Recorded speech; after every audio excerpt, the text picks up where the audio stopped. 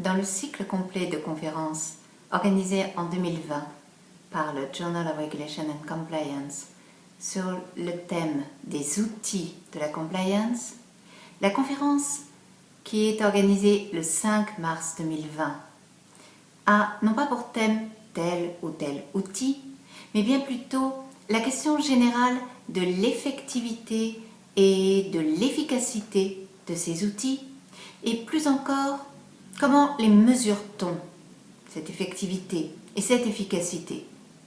A priori, ce n'est pas un sujet très juridique, car le droit se soucie de les exiger, de les décrire, de prendre des lois, des textes, des décisions, des décrets.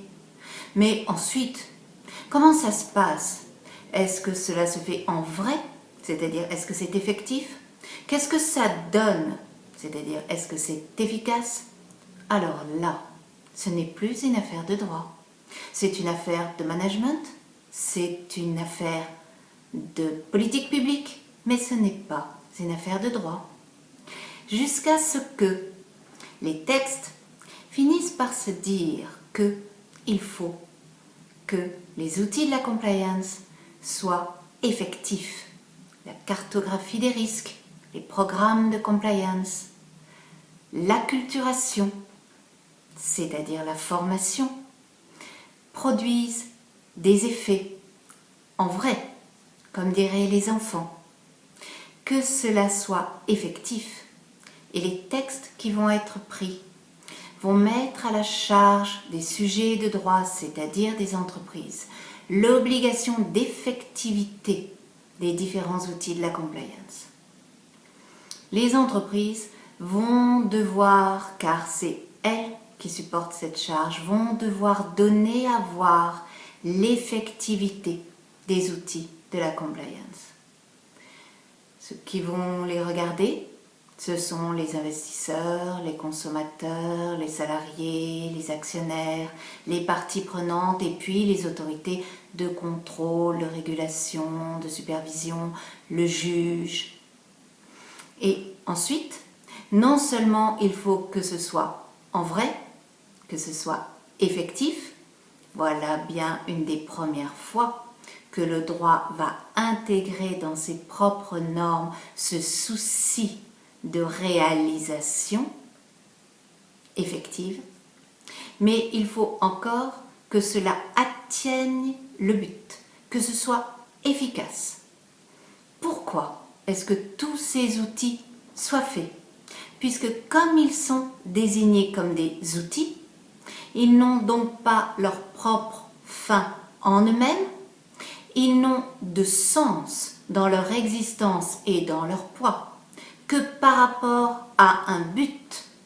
Un outil, par définition, n'existe pas en lui-même, mais par rapport à un but. Alors, les outils de la compliance, s'il faut qu'ils soient effectifs, s'il faut qu'ils soient efficaces, mais alors, pourquoi? Il faudrait donc que la compliance ait un sens, poursuive une finalité. Laquelle? Des esprits chagrins, des esprits critiques diront « mais ne cherchez aucun sens à la compliance, contentez-vous d'obéir, c'est déjà beaucoup. Obéissez et ainsi vous ne serez pas sanctionné.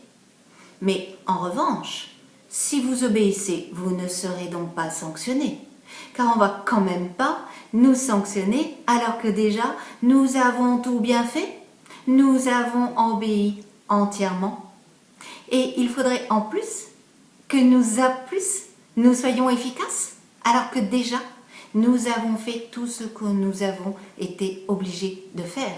Il faudrait en plus que l'on atteigne réellement, que l'on atteigne effectivement un but. Alors là, c'est vraiment trop. Que va faire le régulateur?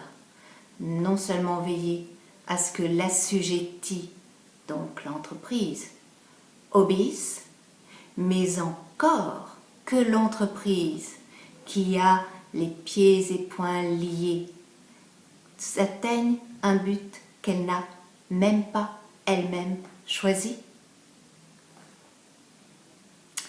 C'est pour cela que le Journal of Regulation and Compliance a réuni le 5 mars 2020 3 grands experts.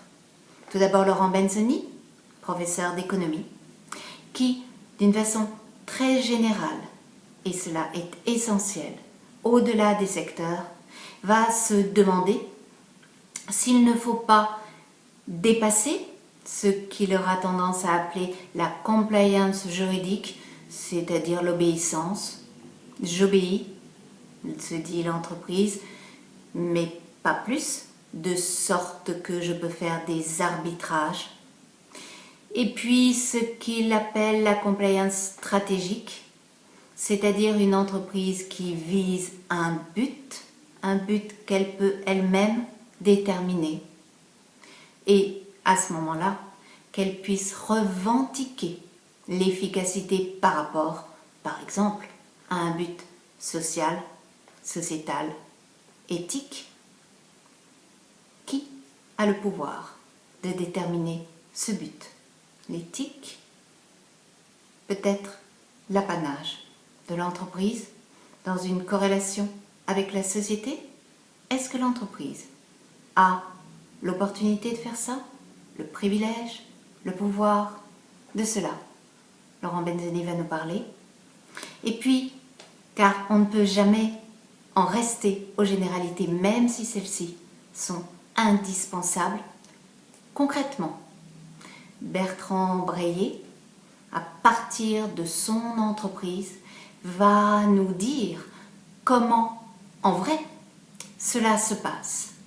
Comment est-ce qu'un grand groupe met en place les mesures pour arriver à concrétiser des outils de la compliance effectifs? Comment est-ce qu'on mesure leur efficacité? Comment est-ce qu'il en apporte la preuve aux autorités de supervision? Comment est-ce que d'une façon collaborative, il peut arriver à montrer comment la cartographie des risques, comment les formations peuvent arriver à développer leur plein effet, c'est-à-dire à atteindre leur but, de sorte que tout le monde en soit content. L'entreprise, le superviseur, le régulateur, le juge, le marché. Ainsi, l'on voit que de ce qui parfois est présenté comme un univers de pleine contrainte, c'est en réalité, dans une conception très libérale, l'intérêt général qui est ainsi atteint. Et puis, celui qui a la main sur l'ensemble, c'est-à-dire le régulateur, donc pour nous Maxime Galland de l'autorité des marchés financiers, va expliciter la place du régulateur dans un tel système qui a tant de prétentions. Il faudrait donc que le droit quitte les belles pages du journal officiel et que tout à coup, ce ne soit plus seulement des prétentions, mais encore des réalités.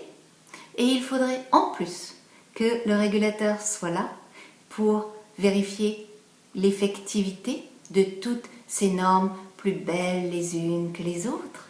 Puisque aujourd'hui, le régulateur, en se mêlant par exemple des droits humains et de l'environnement, eh bien la compliance maintenant se décide de sauver la planète.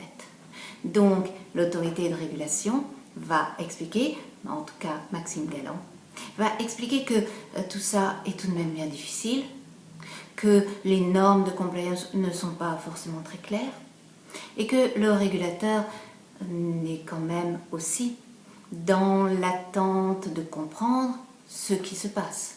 Car à tant demander d'une entreprise, il faut aussi comprendre l'entreprise. Donc, de tout cela, nous allons pouvoir à la fois prendre conscience, comme l'ont fait le législateur, comme l'ont fait le régulateur, comme l'ont fait les juges, que tout ça n'a de sens que si ces normes de compliance sont effectives et efficaces, mais que dans la mesure que l'on doit en avoir, il faut aussi voir ça au cas par cas, rester modeste, comprendre que les organisations comme les êtres humains font ce qu'ils peuvent et que face aux buts, surtout quand ce sont des buts monumentaux, l'on fait ce que l'on peut.